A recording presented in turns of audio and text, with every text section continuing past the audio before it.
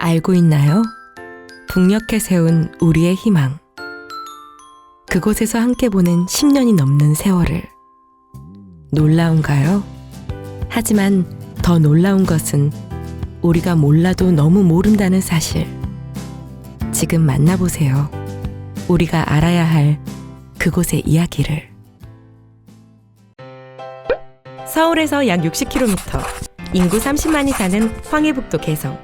맞아요. 우리가 평양만큼 많이 들어본 그 고려의 수도 개성입니다. 개성은 당시 국제무역의 메카였던 벽난도를 근처에 두고 있어서 상업적으로도 꽤 번성한 도시였어요. 이곳에서 높은 지식과 성실함으로 외국과의 무역을 담당했던 공신이 바로 그 유명한 개성상인이고요. 고려의 충신 정몽주와 선주교로 유명한 곳이기도 하죠. 거대한 역사가 시작된 땅, 개성의 이야기가 더 궁금해지지 않나요? 이곳 개성이 우리 언론에 오르내린 것은 분단 이후 첫 남북 정상회담이 열린 이후였어요. 2000년 6월 15일 남측 김대중 대통령과 북측의 김정일 국방위원장 두 정상이 6.15 공동선언을 발표했는데 그 선언에는 앞으로 남북의 평화를 이루면서 경제적으로 서로에게 도움이 되는 일을 많이 하자라는 약속이 포함돼 있었죠. 함께 일하는 공업단지를 지었으면 좋겠는데 어디로 할지 고민이었어요. 이때 나타난 도시가 짜잔! 바로 개성이었습니다. 당시 개성공단이 있던 자리에는 6만여 명의 북측 군인들이 주둔하고 있었는데 북측은 이런 군사적 요충지를 내어주고 공단을 짓도록 해주었죠. 남과 북은 개성에 공단을 지어 경제협력의 기반을 만들고 개성공단을 통해 우리가 만든 물건을 세계로 수출하여 개성을 동북아시아에서 가장 핫한 도시로 만들겠다고 생각했습니다. 그 꿈에 날개를 달고 북이 제공한 2천만 평 중 100만 평의 땅 위에 도로가 깔리고 전기와 통신망이 연결되고 공장이 세워지고 편의점과 식당, 호텔, 병원, 공원이 지어졌죠. 우리처럼 분단을 겪고 통일을 이뤘던 독일인들조차 상상치 못했던 일이라며 놀랐다는데요. 와우. 세계가 주목하는 것이 당연할 만큼 개성공단은 6.15 공동선언이 낳은 희망 그 자체였습니다. 공단 개발이 시작되고 우리 기업의 공장이 하나 둘 지어지고 그 후 10여 년의 시간이 지나면서 남측의 125개의 제조업 기업이 자리를 잡았습니다. 그중 60%는 섬유 봉제, 가죽, 가방, 신발 등 사람의 손을 많이 필요로 하는 업종이었기 때문에 개성시는 물론 개풍군, 장풍군 일대 주민들이 일을 하기 위해 모여들었어요. 드디어 개성공단이 돌아가고 2004년 12월 첫 상품인 냄비가 만들어졌는데요. 이 냄비는 생산된 지 2시간 만에 서울에 있는 백화점에 도착해 통일 냄비라 불리며 불티나게 팔려나갔다고 해요. 이후로도 개성공단에서는 중고생들이 매일 입는 교복, 우리가 입는 옷, 양말, 속옷, 그리고 생활용품인 전기밥솥, 식기도자기, 아웃도어 의류, 신발, 스마트폰 부품 등등 다양한 제품들이 생산됐습니다. 우리 일상생활 곳곳에 북측 사람들의 손길이 깃든 물건을 쉽게 만날 수 있었다니 신기하지 않나요? 개성공단에서 만든 제품들은 품질이 아주 좋았습니다. 그곳에서 북측 노동자들과 함께 일했던 남측 기업들은 북측 노동자들이 무척 꼼꼼하고 노련하다고 평가했어요. 그렇다면 북측 노동자들은 얼마의 월급을 받았을까요? 답은 개성공단이 시작됐을 때 북측 노동자들의 임금은 월 50달러로 한 달에 약 6만 원 정도였어요.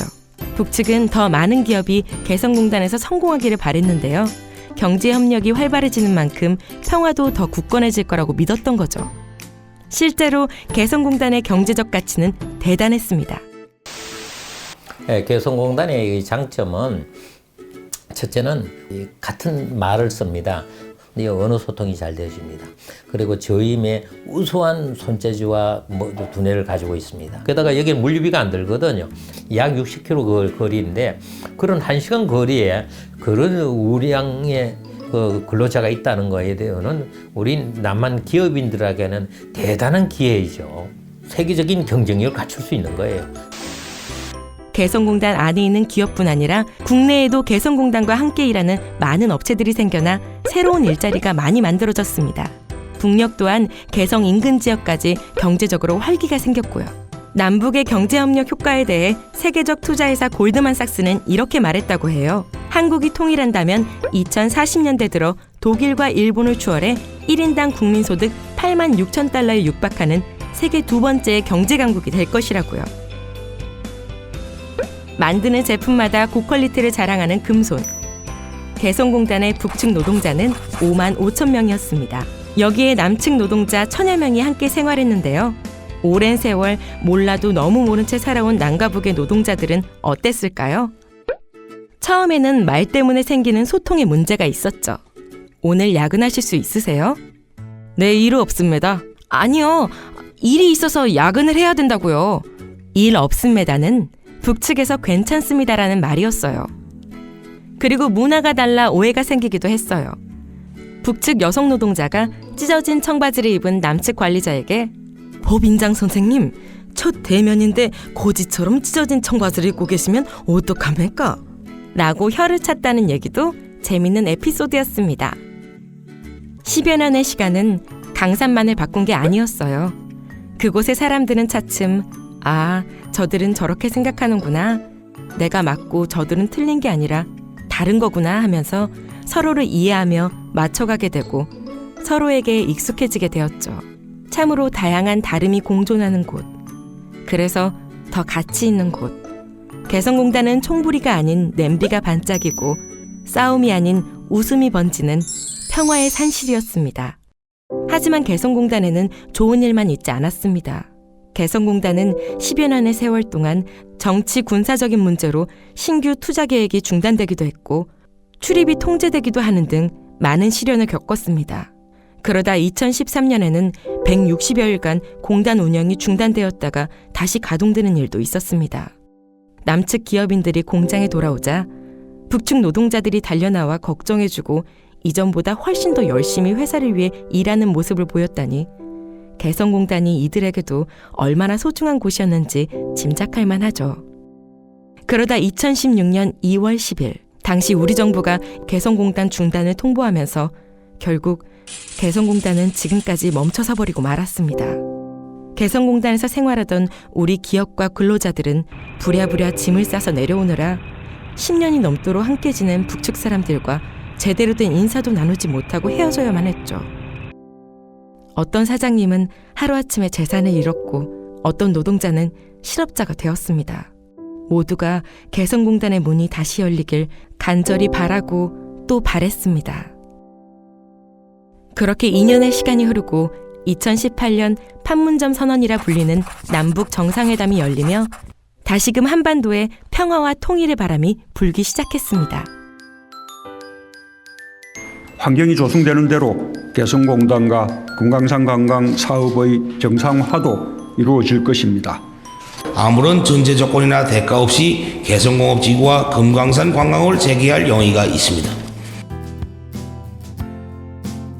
개성공단에도 봄이 찾아올 수 있을까요?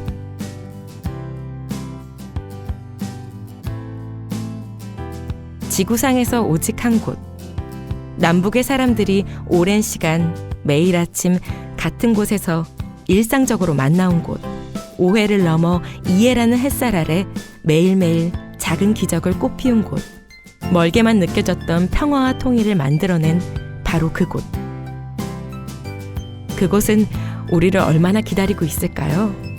그리고 얼마나 많은 이들이 자신을 알아주길 바라고 있을까요? 기억해 주세요. 남북이 하나 되어 번영을 이루는 곳. 그곳이 바로 개성공단이었다는 사실을. 개성에서 만든 기타를 메고 북녘 땅을 지나 전 세계를 누비는 그런 날. 우리에게 곧 오겠죠?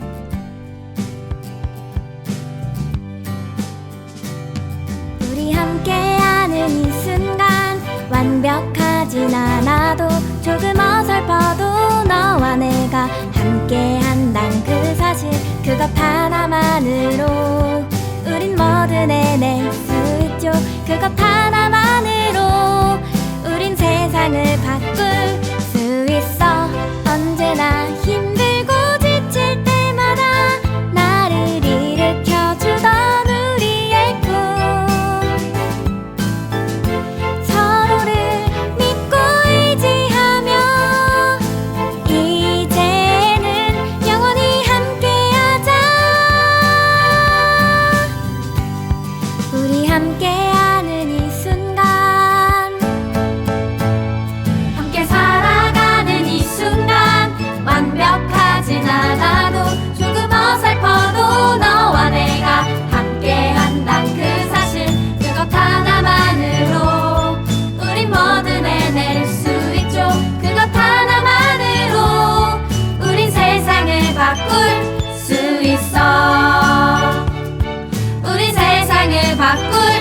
수 있어